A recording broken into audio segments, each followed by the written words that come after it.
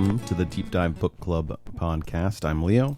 I'm Joel. For anyone just tuning in, this podcast is centered on having long format discussions about books we have read or books that we are in the process of reading. We dive into both fiction and nonfiction books. The only thing better than reading a good book is having great discussions about it, and we want to include you in the conversation. So we would love if you've reached out to us on any of the following formats by sending an email at deepdivebookclub@gmail.com, Patreon/deepdivebookclub, X at deepdivebc, Instagram/deepdivebookclub, YouTube at deepdivebookpod. Any of those places, please reach out to us and join in on our conversation. So today we're not going to talk about a single book. Today's going to be a miscellaneous episode where we're going to talk about books that we've read recently, ones we've liked, ones we did not like. We'll warn you off of those, and we'll just talk about some random recent interests and finds. Sound like a good overview, Joel? Anything you want to add to that overview? No, I think that's great. I think this is a very exciting episode that we get to dive into miscellaneous stuff and new things that have caught our attention that we've nerded out about, so to speak. So this would be a good wrap up to a beautiful set of whole bunch of episodes we've brought recently. Okay. All right. So first thing, Joel, I want to talk about the top 5 recent reads that we've had. I figured it'd be fun for us to go back and forth, start with number 5 and work our way up to number 1. Do you have a number 5? You tell me yours. Okay. My number 5 would be 1774, The Long Year of Revolution by Mary Beth Norton. This is one that I listened to in audiobook format. It was very insightful because it was an interesting zoom in on the year 1774, right before the outbreak of the American Revolution. And the biggest thing it made me think about was just how much bickering and disagreement and fighting there was amongst all levels of the population living in America at the time. The American Revolution wasn't a surefire thing. There was a lot of political bickering, which was in a way refreshing because that was reminding me, oh, we've always been like this. We've always been bickering. We've always been at each other's throats politically, and it's just part of our foundation. Because oftentimes I hear in social media and just the general zeitgeist that, oh, it's more contentious and argumentative now than it's ever been. In this book, along with a few others that I've read recently, I wasn't looking for this, but this is the pattern that seems to emerge to my mind, is that we've always been really at each other's throats. And there's another book on my top 5 recent reads that also kind of made me think of that I'll bring up. So it was kind of a calming thing for me. Like, oh, this was happening, back in 1774 and earlier, and we're still here. We're fine. That's not to say that the problems we have now are less important, but that they've been around longer and in a similar form than we commonly think of. So that's my number 5 because it made me think. It calmed me down a little bit and gave me some important context and nuance for the beginnings of America.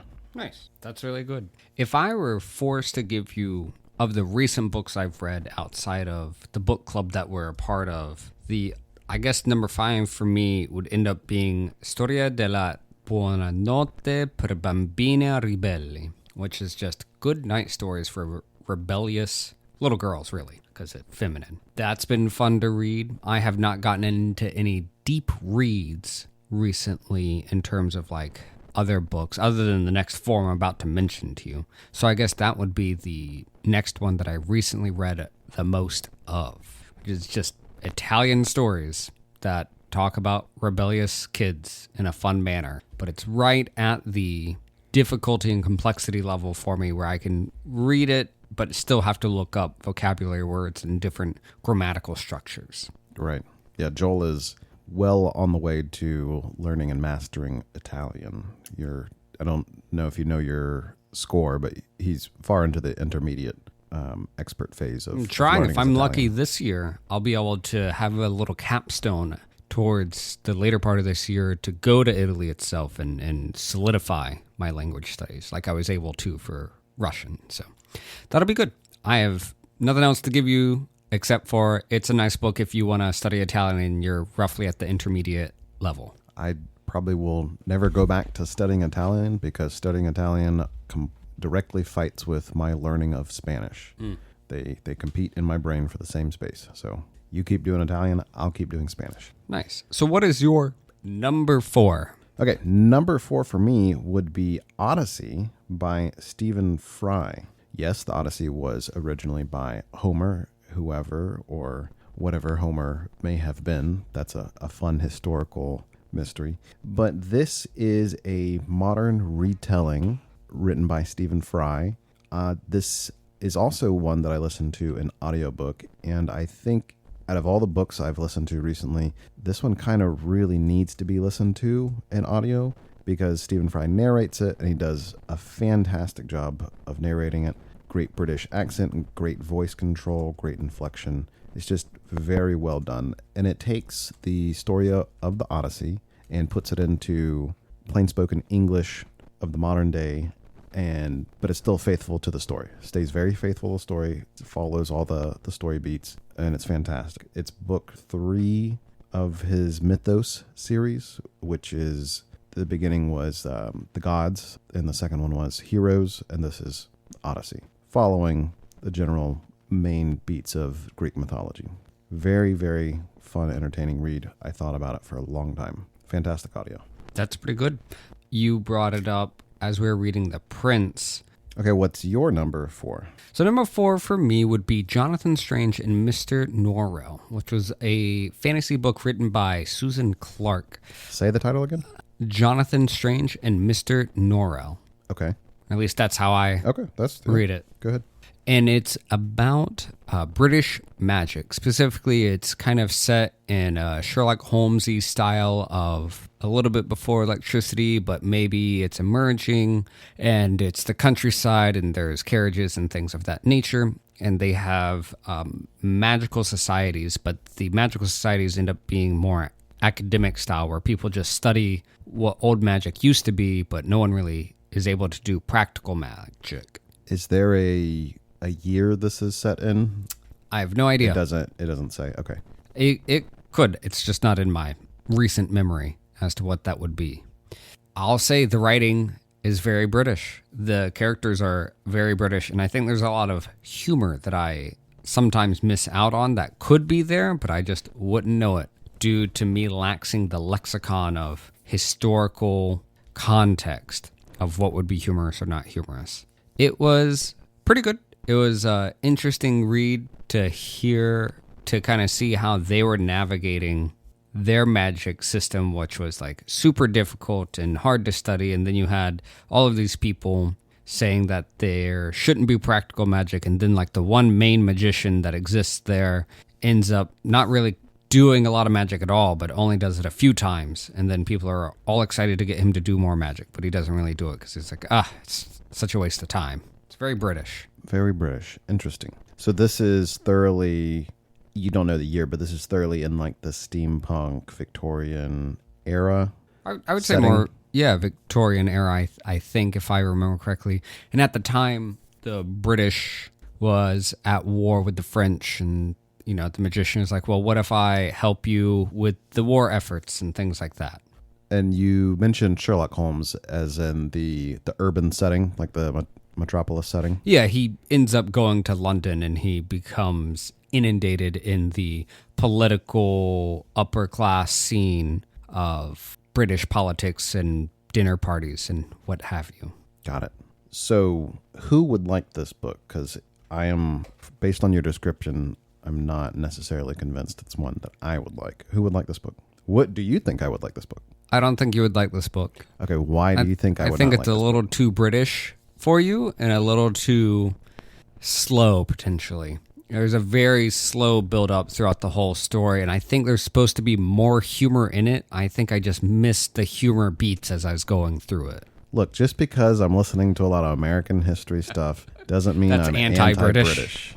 And just because I don't like Terry Pratchett as much as you doesn't mean I'm anti-British. And I'm fine with slow. Slow's fine.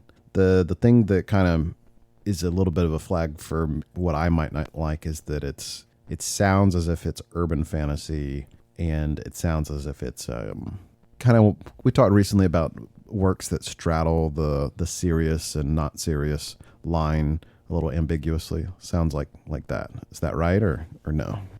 You could say that. It errs a little bit. I mean, it's all magic and fiction and what have you, but it errs a little bit more to. It's supposed to be serious. There's like war efforts and there's political intrigue involved in it, so it has more of a serious tone than, say, a very humorous slapstick comedy, Hitchhiker's Guide to the Galaxy style book. Okay. Like Doctor Who, for example. I do not like Doctor Who, unfortunately, even though people that like Doctor Who love it. The main reason I don't like Doctor Who is because of that ambiguous place it operates in between and kind of vacillates between serious and not serious. Doesn't resonate with me. I appreciate it. I appreciate that people like that and appreciate that style. It's just not my style that really resonates with me. Is it kind of like that as far as like the tone? Yeah, it can be like that. Interesting. Okay. So that was your number 4. Okay. Ready to move on to number 3? I'm ready. Okay. Joel, what is your number 3? My number 3 is going to be Hold on, let me speak into the microphone. My number 3 is going to be The Lies of Locke Lamora by Scott Lynch. And this book I finished maybe a few months ago. It was a good book. It was one of the ones where I'd read it in the evening as I put myself to sleep. It had some positive parts where it was humorous in the way that the main character had a special skill of lying and being good at being, say, a rogue, if you will. So he would steal a lot. He would learn how to use charisma or use skullduggery in order to accomplish things, specifically like aggregating wealth. And then towards the end of the book, it kind of just fell off a little bit for me. It was like one of those books where it was like building up really well, and then towards the end, it kind of didn't crash like a nice hard wave that was building up. It kind of piddled out. I would still say that this is a book to read if you have extra time. I just wouldn't say it's a great book. It was a good book, and it was one of the books where like I finished it, and it was nice to have in the evening. But it was good. It was a good book. So would you downgrade it? Because it sounds like you liked the previous 2 books a little more than this one. No.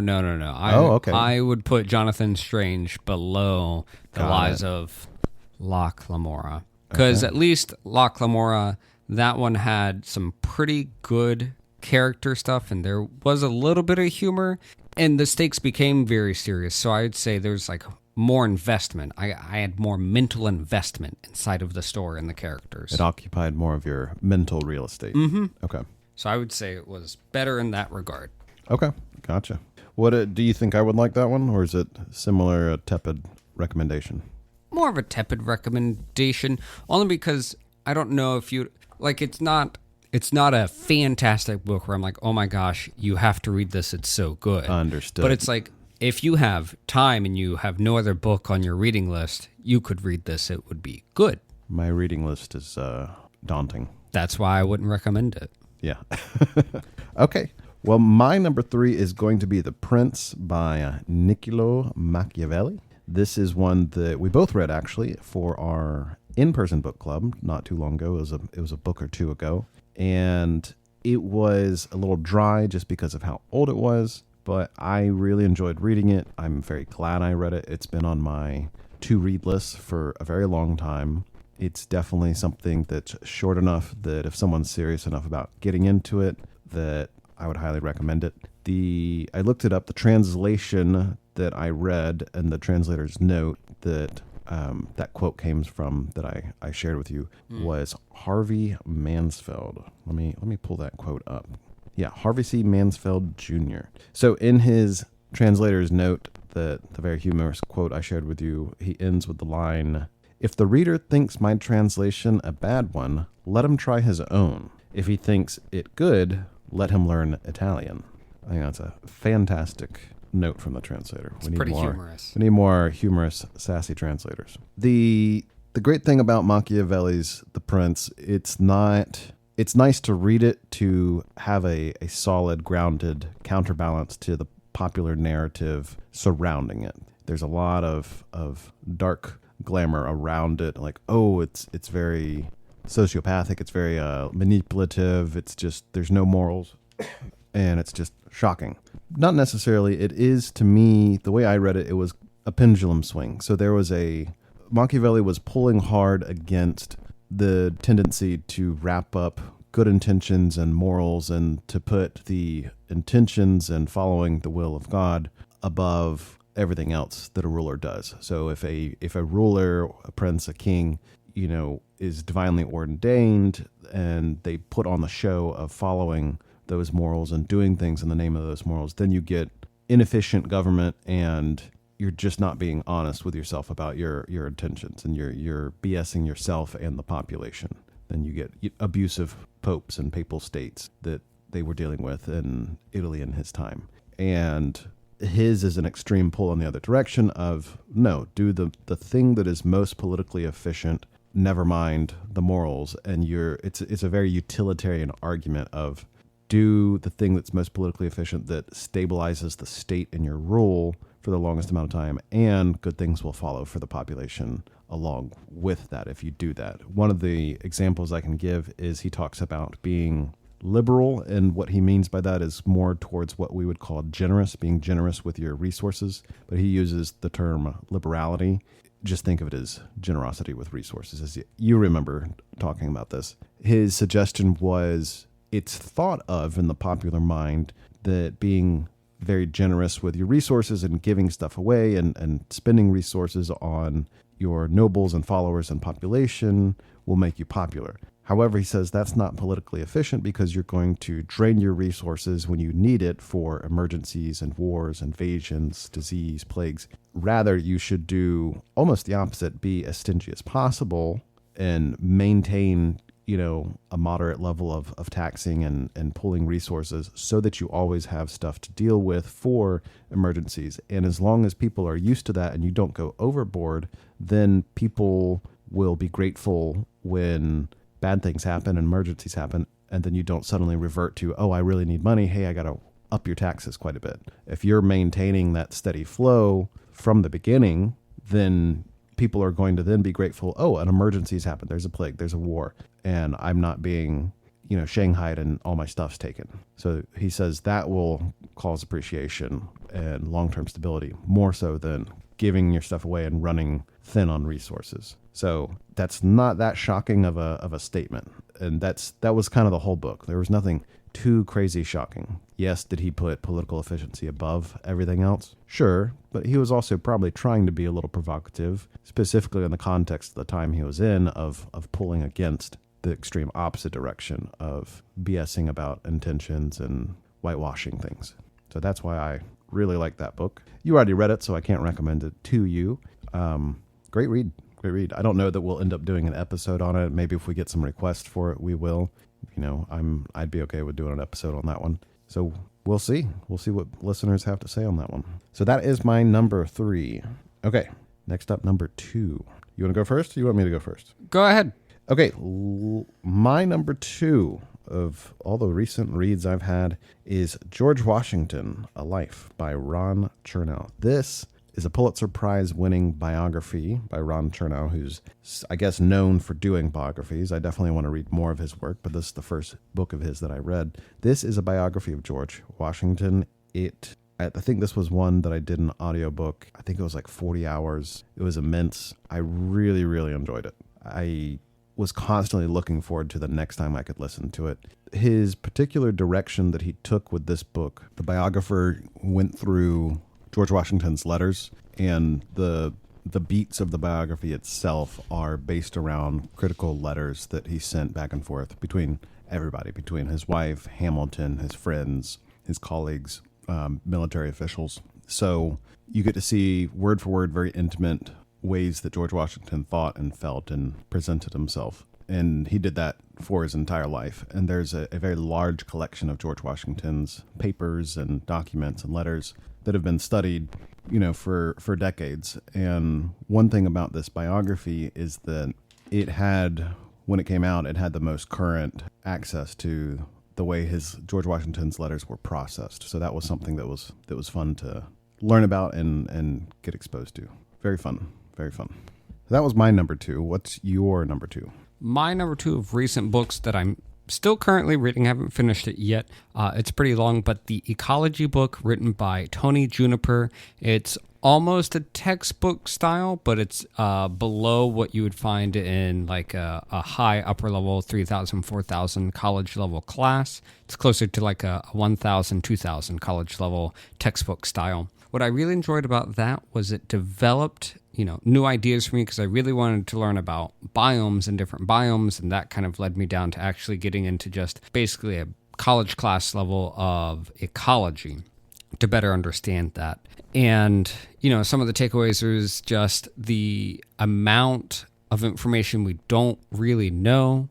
For example, if we're looking at eukaryotic cells, I think there's like an estimated somewhere around 8 million to 15 million, but I read multiple different numbers on how many the estimates are. We're currently discovering about 10,000, 15,000 different species every year. That's not even considering the other branches of life of different organisms, right? So bacteria, viruses, all of those things wouldn't fall under eukaryotic life. So that's not even beginning to understand all of the life we have here. There's so much we don't have like cataloged, so to speak. And then even further, what makes it like, we really don't know is we might catalog an animal or a eukaryotic cell or whatever, but we don't fully have an understanding of its role in the ecosystem. And that's where ecology really starts building of like, gosh, we really don't know. And there's great case studies that we have, say, the impact of rivers by wolves. And I think a lot of people have gotten into that, and there's really good case studies of introduction of species or repopulation. Sea otters is another one that's a pretty popular example. Sea otters vastly increase by magnitudes the resiliency of ecosystems when they've been reintroduced out in the Pacific Ocean. Resiliency is coastal, in the ocean itself, inland? Both. They were looking at ecological systems as a whole. I got to talk to one of the professors at the University of Washington, and her main study was sea otters. They were hunted down to near extinction for their fur, especially the Russians when they were existing on the western coast of America and in Alaska, constantly hunting sea otters because of how valuable their fur is.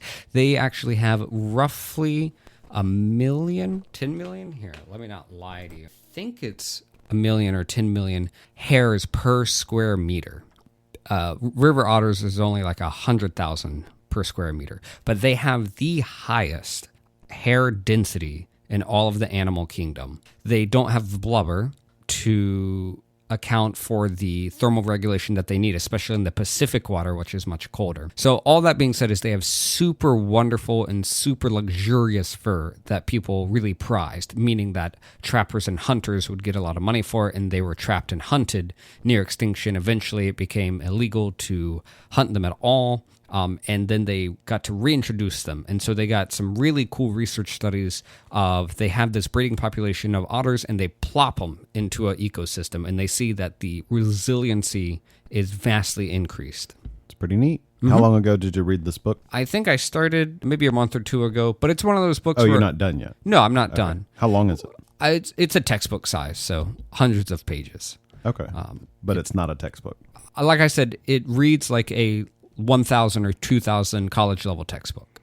But it's basically a textbook. It's a textbook. Tiers higher worth of content, like an easier read, but it's pretty high content. Yes, that's pretty cool. Yeah. Okay. Anyways, that sounds like something I would be interested in. That's pretty good. I love picking up textbook style or textbooks themselves and really getting into a subject. But it's one of those where I will pick it up and read it, learn a few more pages and then put it down. And it's not one of those where I'm like trying to drive through it. Right. You'd have to consume it differently. Okay. Very cool. So that's our number 2s. Mine was George Washington by Ron Chernow. Yours was The Ecology Book by Tony Juniper. All right. Now, Joel, what everyone's been waiting for, what everyone's skipped forward into this podcast episode to listen to is the number ones. Joel, what is your number 1 book of recent reads? So only because it was recent and only because, again, it's my favorite author, I'm sure any listener that's listened to multiple episodes has figured this out, but Terry Pratchett as a Pratchett apologist. So I'm not saying this is his best work, but Sorcery is the latest book of his that I read. Yeah, this is just the 5 best recent reads. So we understand. Me and the listeners understand. So I really enjoyed it. Back on the soapbox. And it's another book in the Rincewood series. Basically, Rincewood is one of the protagonists in one of the subsets of his Discworld. And long story short, a sorcerer comes, which is a unique setting in this magical world. And the sorcerer is super strong, and there ends up being a wizard war. But Rincewood is the least inept wizard. He is the most useless. Okay, so I see the spelling here is not the typical spelling of sorcery. So it's British. That's the British way of spelling. That's the British way of doing it? Yeah. Okay. The same way we spell favorite, but they spell favorite with a U, and we don't add a favorite with U. Okay, I thought there was like a pun in Nope. there somewhere. So for the Just listener, British. this is spelled Sourcery.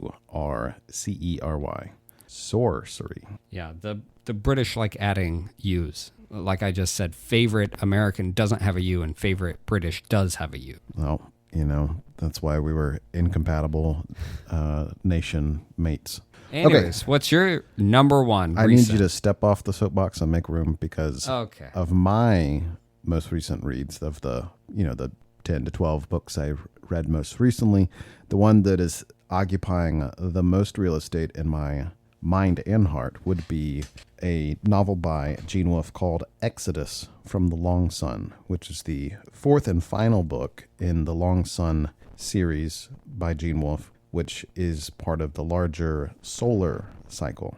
I don't know if I've mentioned Gene Wolfe as much as Joel has mentioned Terry Pratchett on the podcast, but Gene Wolfe is likely my favorite author. And I am making an effort to methodically go through all of his novels. He's written, I think, maybe 30-something novels throughout his life. He's got many more short stories and novellas, and I really like his style. This particular book I really enjoyed because it follows a protagonist, Patera Silk, through this particular cycle in the story of the larger story. And what can I say without giving too much away? Because I'm sure everyone will be running out to read this one. The simplest thing I could say that doesn't give anything away is the prose was very beautiful in spots. The dialogue was extremely well done. There's just so much wit and brain power that just emanates off the page, every single page. It's just a pleasure to read. With this book and this series of book in particular, there's a lot of mysteries. There's a lot of riddles. Over at the Rereading Wolf podcast, they like to say that you can't read a Gene Wolfe book. You can only reread a Gene Wolfe book. And that's because there's so many things hidden and there's so many mysteries that nothing's really clear until you've gone through the book 1 or 2 times. And that's different from a lot of things that I've read, something I really appreciate. But the mysteries here are ones that most of them are just within grasp, something that is a little bit more easier to access. The puzzles and riddles are just a little bit more able to be gleaned without as much work as some of his other works, such as the Book of the New Sun series, which is much, much denser and enshrouded in shadow. So that is my number one recent read out of everything I've read the past couple months. And I'm continuing. So that is our top 5 recent reads that we both enjoyed. Cumulatively, that makes 10. Well, 2-for-1 deal for the listener. So now, Joel, let's take a quick break and then let's jump into the worst of the recent reads. Listener beware. All right, we'll be right back.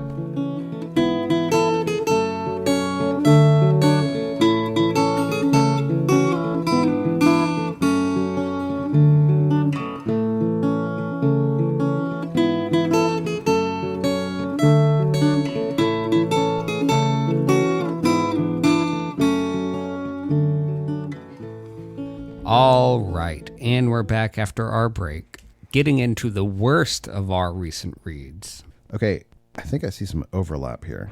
I only have overlap. I see that. Yeah, you have 2, I have 3. So let's just run through these, shall we? And I'm going to have a lot of asterisks and caveats for all 3 of these. These are the recent worst reads, but in many ways, they're not bad at all. But we'll talk about that. Okay, so first up on my list is Hiroka Dragon Eaters. And this is an anthology of, I believe, 17 stories. Each one's written by a different author. The loose premise that strings itself throughout the whole book is dragons and some form of whatever you can imagine if you think of dragon eating. So Dragon Eaters is the name of the anthology. Other than that, the stories are not related to each other at all. They're all short stories. One or two begin to approach a novella length, but nothing too large. So this is on my list because some of the stories are just not good. That's the simplest upfront reason. But the other reason is that this is a book that could really use an introduction section or some sort of upfront explanation. This was a book that was suggested for our in-person book club. We ended up reading it all the way through. It was not very popular with the members. Not everyone finished it. And the main reason was that there was just no context for understanding what the stories were. So, for example, with no introduction, no explanation about what's going on, this is all stuff that I had to Google and figure out on my own. The very first story is called The First Dragon Eater. And when you start reading it, the prose is kind of difficult, it's kind of clunky, and like, what is this? This just seems like really bad writing.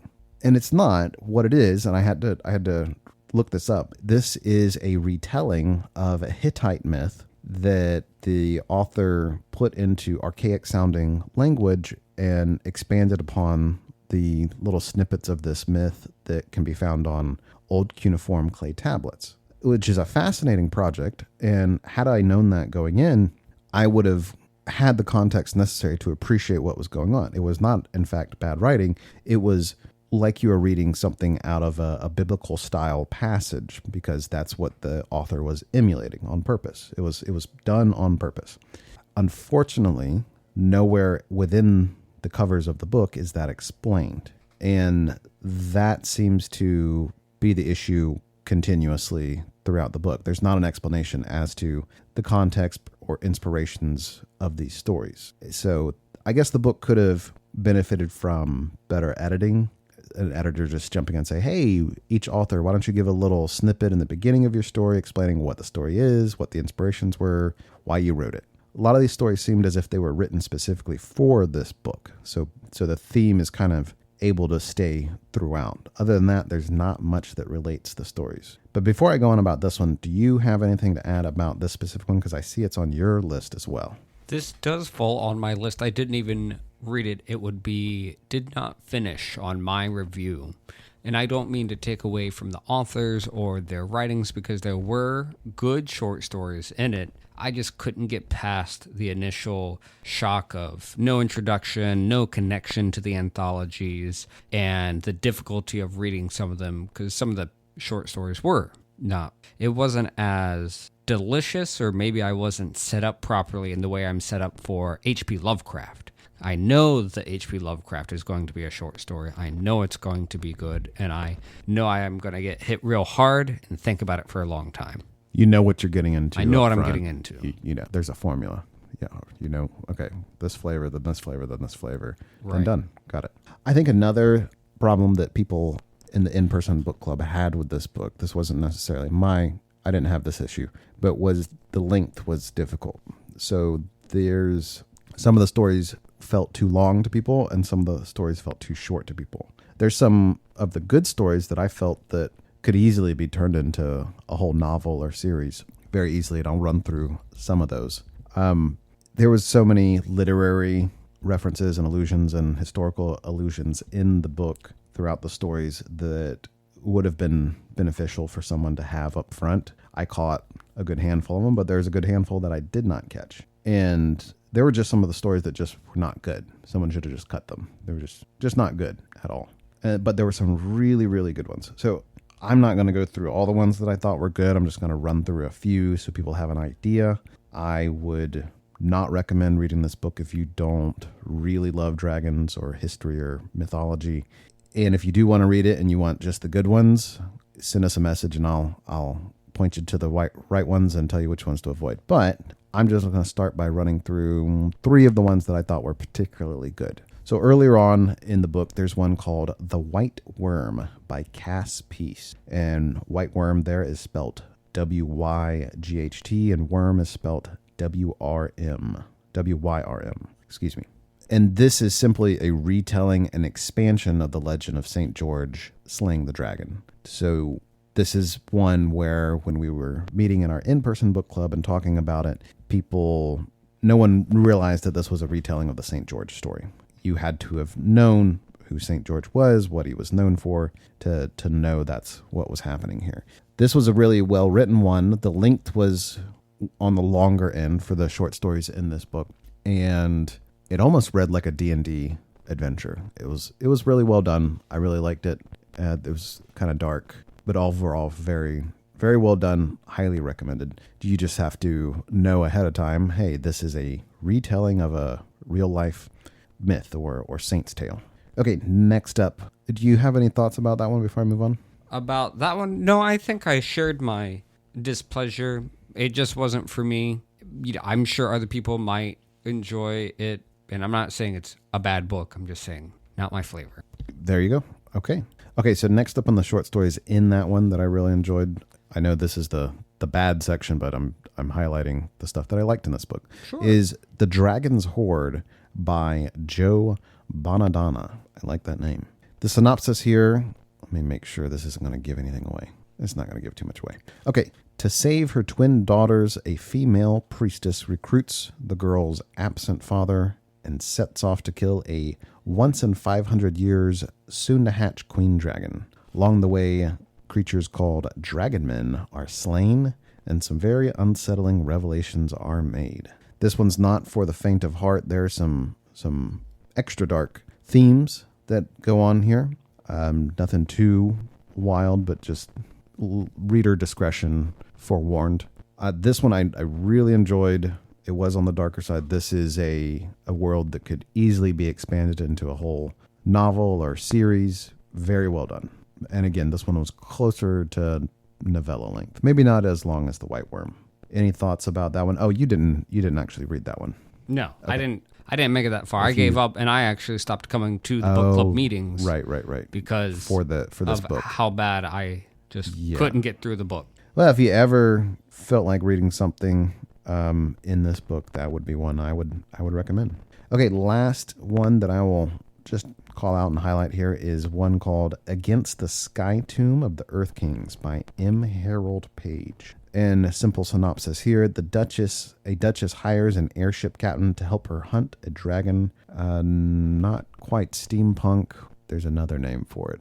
It's close to the steampunk genre, but it wasn't quite there. It was very well done. A lot of interesting elements in there. It was a pretty tight story. A lot was packed into it for the length it was. It was shorter than the other two I listed here. Overall, well done. And there's a handful of others in there. But that's my thoughts on that book. So I see that there's also overlap in the next one of the recent worst reads, and that would be The Sea by Iris Murdoch. The Sea, written 1978 by Iris Murdoch, who was born 1919. And I think that it's a great book. I'm happy it's written. I'm happy it exists. It's one of those things where it's not for me and I don't want to enjoy it, but I'm happy knowing that it exists. And that's an interesting way to put it. In much of the ways, for example, if you've seen The Big Lebowski, the narrator talks about how it's nice knowing that the dude exists, even though he's not accomplishing or doing anything and is not necessarily, I mean, this is my interpretation, but he's not necessarily someone that you want to be friends with or be around. But it's nice to know that he exists. And that way I feel about The Sea. I don't want to read it. I don't want to finish it. But it's nice to know it exists. Okay. I like that take. So this is one that we actually went through very recently. This is one in our in-person book club. When enough people don't like the book, we'll actually all just take a vote. Hey, do we want to abandon this one? And this was a unanimous vote to abandon this book, move on to the next one. So this is fresh in our minds. This is one where, while we are abandoning it for the book club, because in our in-person book club, we meet once a week and talk about the books as we're reading them. The This is one where I might actually finish it on my own. The main problem I have with it so far is that I believe you use this phrase. It's not worth the squeeze. The juice you get out of it's not worth the squeeze. It's very long, and the main character is very egotistical. And it's on purpose. He is egotistical and unlikable on purpose. He's an unreliable narrator. It's about a playwright who retires to the sea to live in peace and have a peaceful retirement, but he just can't help himself, and he brings up stuff from his past, and he provokes stuff from his past for there to just be chaos in his life. And you get to see how his delusions and fantasy view of the world clash with reality. And I'm assuming by the end of this book, there's going to be a payoff to show, hey, this is the cost of having fantasies and a fantastical, unrealistic way of viewing the world. I will report back when I have finished it. So this is in the recent worst reads. I'm not done with it yet. Just wanted to point out it's, like you said, not for everyone. However, I can tell it's really well thought out, really well done. Just the long rambling length is kind of hard. And I will say that it won the Booker Prize, which is a famous British prize. Okay, you don't actually have a third worst recent read. No, I would put Seeking Wisdom, but that's not recent. Yeah, that's not recent. I'm going to put on here 1944, FDR and the Year That Changed History by Jay Winnick. Okay, this is a good book. So why do I have it on my recent worst reads list? It's because the subtitle and the descriptions for the book, everything about this book, and even the beginning sections of the book are a little misleading as to what the book is about. It seemed as if the book was going to be about exactly what it says. FDR, the president at the time, and the year that changed history. What the book actually ended up being about was about half of it was about the Holocaust and the timeline for the Holocaust of how things happened. And even though the book says 1944, it kind of overlaps quite a bit for most of the timeline for World War II. It is a good book. I'm very glad I listened to it. I listened to this one instead of reading it physically. And I learned a lot about FDR. I learned a lot about what happened specifically timeline-wise as far as the West acknowledging and intervening in the Holocaust or failing to intervene at an appropriate time of response.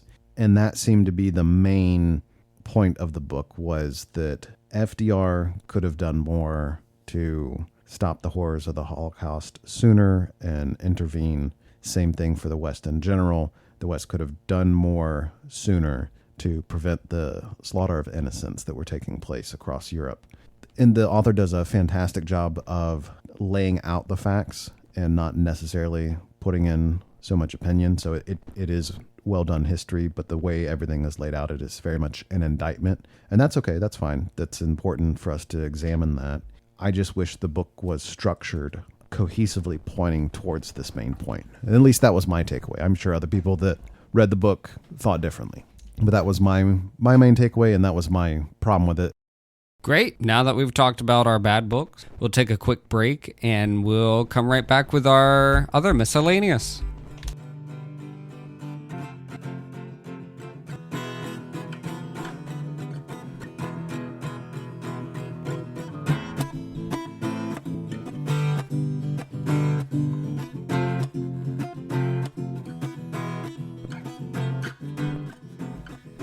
All right, and we're back from our wonderful break, and we're going to get into the next little section. So we've gone through the good books recently, the bad books recently, and now the other finds and interests. And before I nerd out, as the kids say, all right, so recent internet dive, interest, random informational nerd thing I got into was about World War II, which I think is a sign of aging. I think as you get older, you just start getting random pings of the desire to learn more about World War II or the Roman Empire, either one. And one of the most recent ones was me understanding Heinrich Himmler and his role. And in some ways, some historians think he was more evil than Adolf Hitler. And very interesting. So that has curtailed me into understanding anti-tank devices developed during World War II. But let's get into that all at once. So one of the recent deep dives about Heinrich Himmler, and I had this quote and it stuck with me.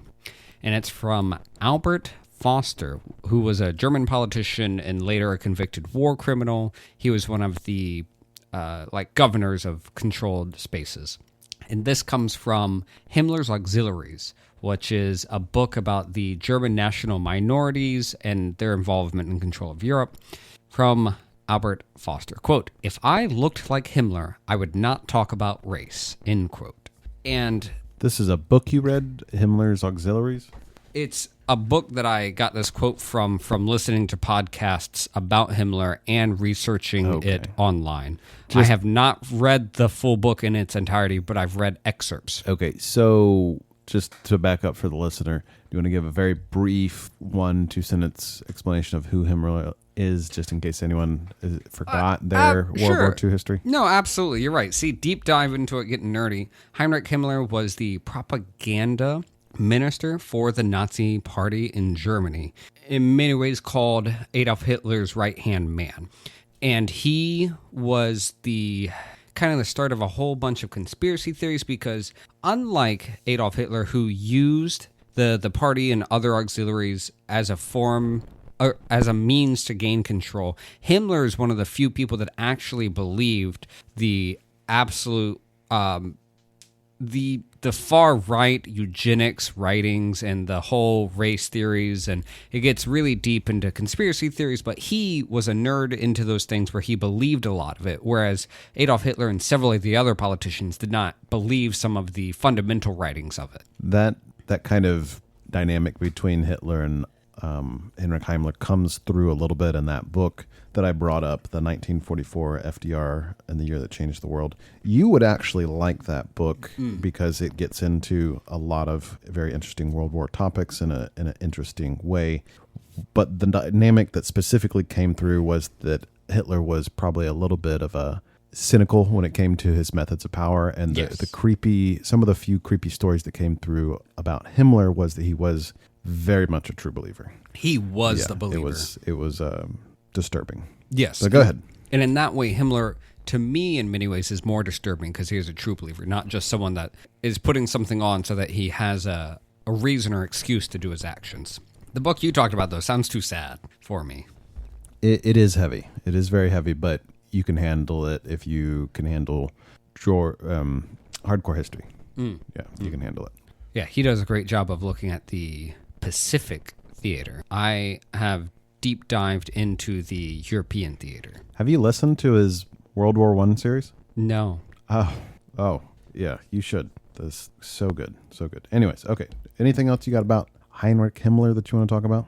No, but this is bubble connected, unless you would like to talk now. No. It's bubble connected because I've had such a big interest in World War II, and part of that has spurred me to play a recent game called Call to Arms, which I've already talked to you about. What I really like about that is the developers have taken time to develop historically accurate portions of weaponry or the use of equipment in World War II, and then you can play it in a real-time strategy style manner. And the modding community is very big, and there's people very interesting. I've seen them set it up. They have aerial photo shots of different battlefields that were in World War II, and then they recreate it digitally in this game, and then they use the exact style of weapons and units. And sometimes they go a little bit further than I would, where they record their own gun sounds from the guns that they've collected and develop the uniforms to be exact to what you'd see in World War II and recreate a fantasy thing. So talking about hardcore history and Dan Carlin, he does wargaming, and I think a lot of historians really get into wargaming, and this is just another form of wargaming for me where you can observe that. And that delved me deeper into understanding the equipment styles, because I remember as a younger kid, I'd sometimes play like Call to Arms or things like that, and you'd shoot different guns, and in this game, it dives even deeper into it. But I want to give you one specific topic, Leo, that stood out to me as I was playing through these games. And that specific topic, I'll have some pictures for you that you can describe to our listeners, is going to be the anti-tank equipment that was developed by each nation. Truly a miscellaneous episode. Tell me about the anti-tank equipment used by each of the major players. So as you know, after World War I, they started developing more and more mechanical devices in order to drive the war game. And tanks became significantly more important in World War II than World War I. So what is the development that comes after the tanks is the anti-tanks. And one of the most interesting ones that I found was the Piat system. The Piat system is a spring-loaded system that the British or the Commonwealth developed, and that was their answer to what infantry needed for anti-tank weaponry. And you can see this picture here, and it does a great job of showing basically a spring. You load in the heat rocket, and then you let the spring push it far away. I do see the picture. I'm not quite sure if it's showing different variations of penetration or different variations of spring for each rocket. It's loaded. So the very first diagram portion is it's loaded. The heat or the high explosive anti-tank rocket is there. The spring is loaded, and the piston hits the bottom of the rocket through a chamber. Okay, so this is not a series of different things. This is a sequence. Mm-hmm. Okay, cool. From top to bottom. I see spring. It's got a piston. Okay, I see it. It would technically be called a spigot mortar is the specific classification, but it's much easier, and I still think relatively accurate to just call it spring loaded. It's just a super strong spring. So strong that it can push the heat rocket roughly about 100 meters and is relatively accurate. The penetration was pretty good, and the reason why the British had to develop this, or the reason why they developed it in this way, is the other answer. How do you get a thing that's offensive over to the enemy, right? And we've been developing this since throwing rocks with our hands up to the addle, where you can throw it even further. You use slingshots, and then you have bows, eventually trebuchets and catapults, and this is just the newest development for getting an explosive over there. So you and our American listeners might be more familiar with the word bazooka. I do know that word. Bazooka is a broad term, describes the rockets and rocket launchers that America developed. Specifically, they developed the M1, the M1A1, and all of those, if we just summarize it in a very basic format, is a tube. You put the rocket in, and then the rocket shoots, and it has a back blast, right? So for every action, there's opposite and equal reaction. So in order to shoot the rocket forward, it is literally a rocket, and you can think of like a space rocket where it has fire coming out the back of it. That would sometimes cause problems for the tube. It would explode in the tube. It would explode the tube, or the backfire would hit someone behind the rocket shooter because you're having this big flare of fire, and that would damage your warfighter.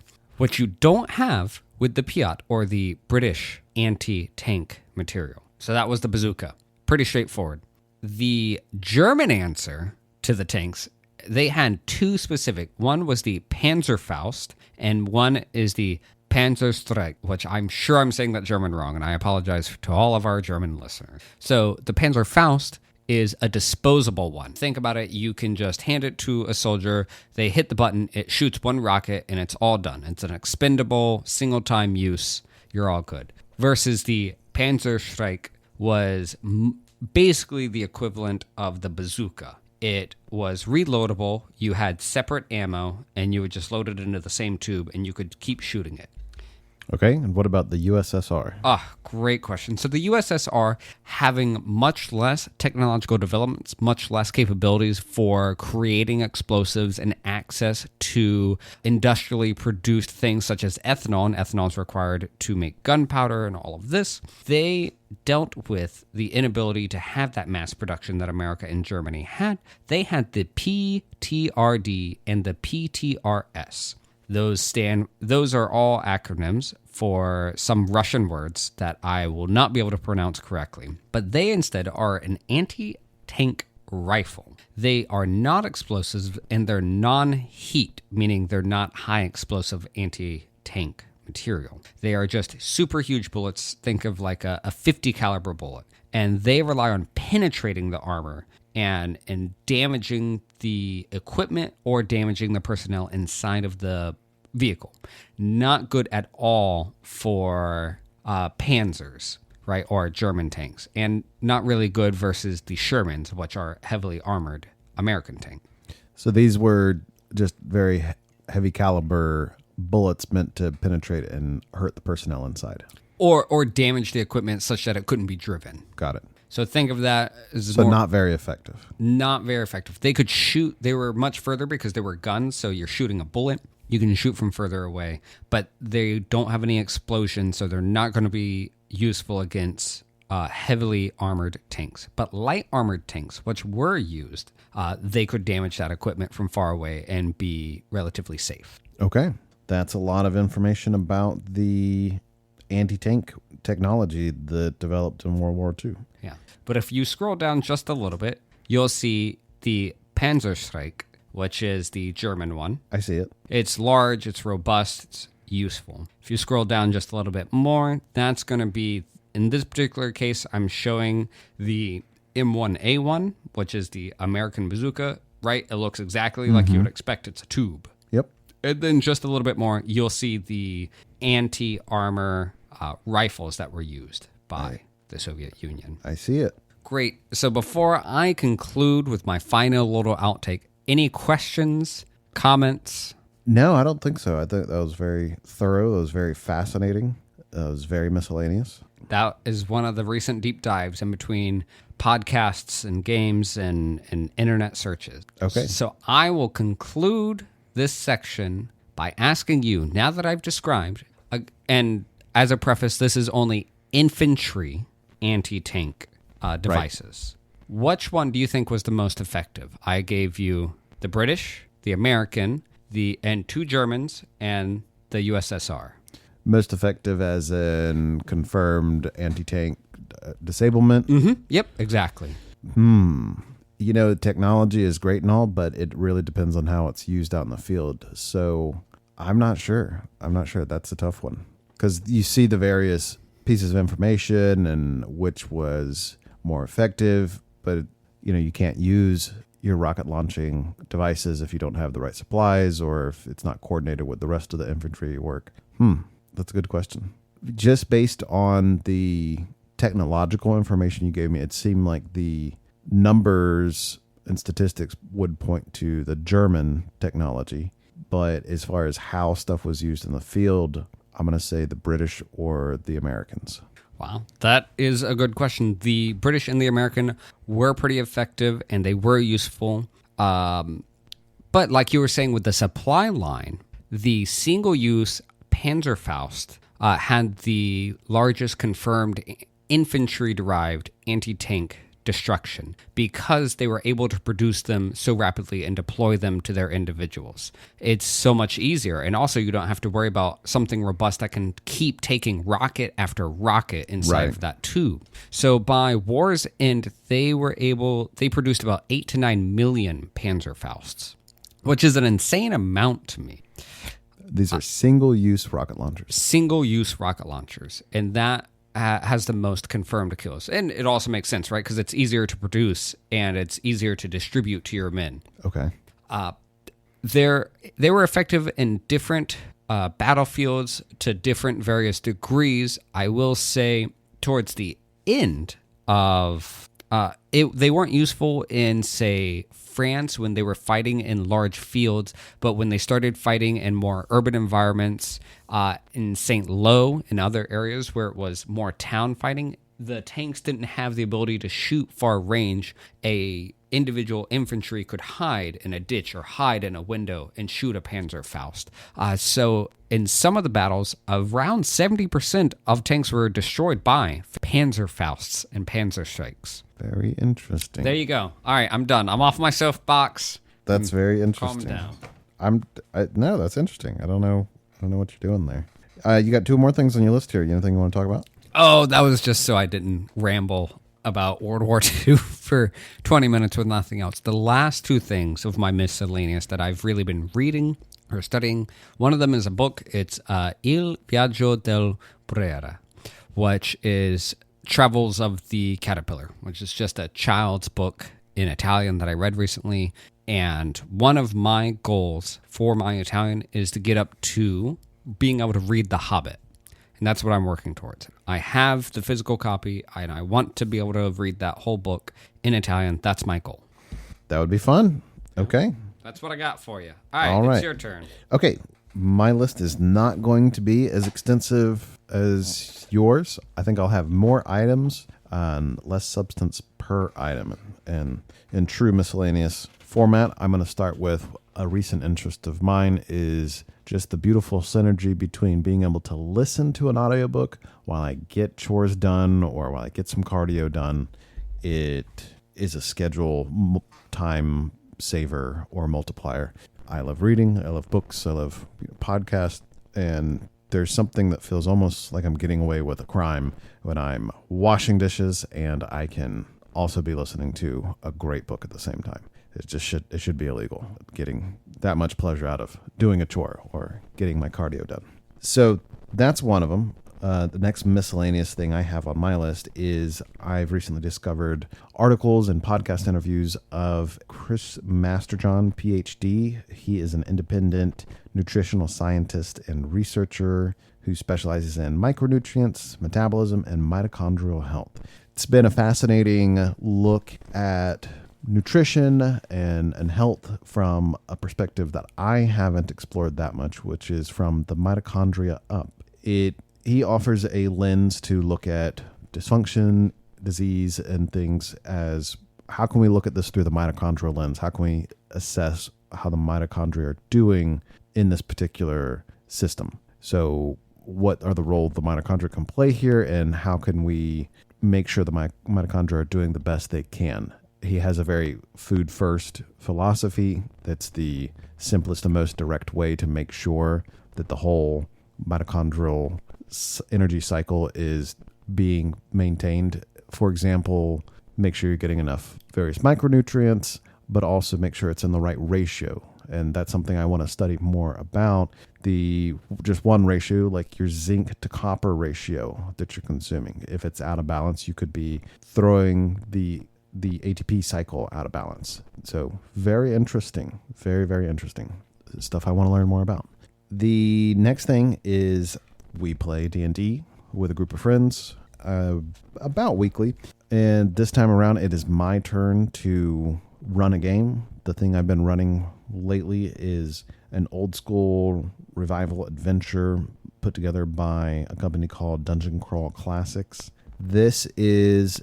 All that means is it's a game, it's a module that came out in the 80s, I think. I want to say it came out in the 80s for one of the previous versions of D&D, and this is just a modernization of that same material. So it's really interesting to go through very old material like that and see how gaming design and mechanisms and strategies looked like 40, 50 years ago. Very fascinating.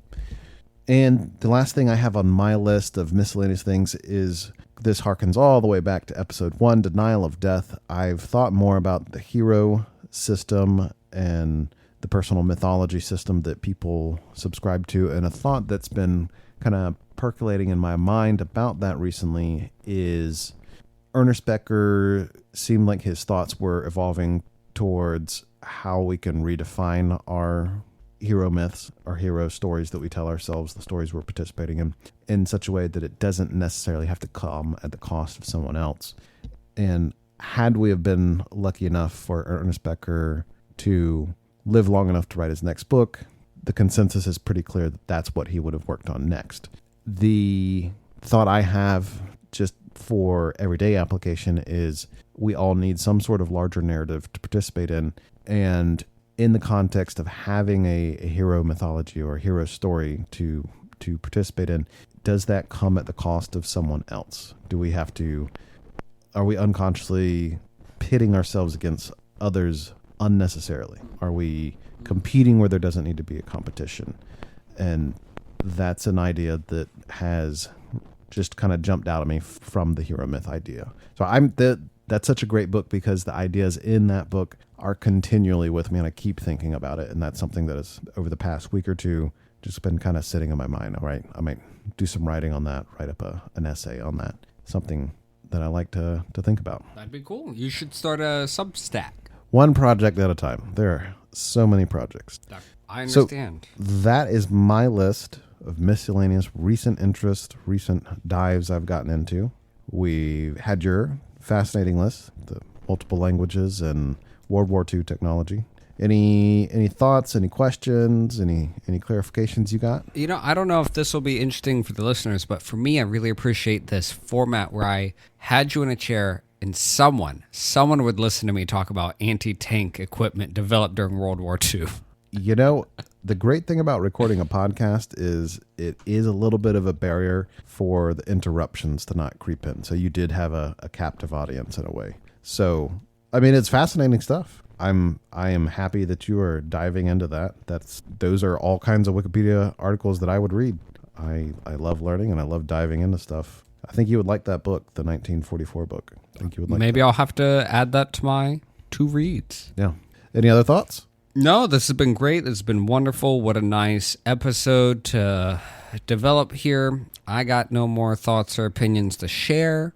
Perfect. Well, this is our first miscellaneous episode. Thanks for listening and hanging out with us. If you like this format, let us know. Maybe we'll drop one in every couple of books or so. If you don't like it, give us some feedback. Yes. That being said, how can the listeners reach us, Joel? And they should email us at deepdivebookclub@gmail.com. Go to Patreon/deepdivebookclub, X at deepdivebc, Instagram/deepdivebookclub, YouTube at deepdivebookpod.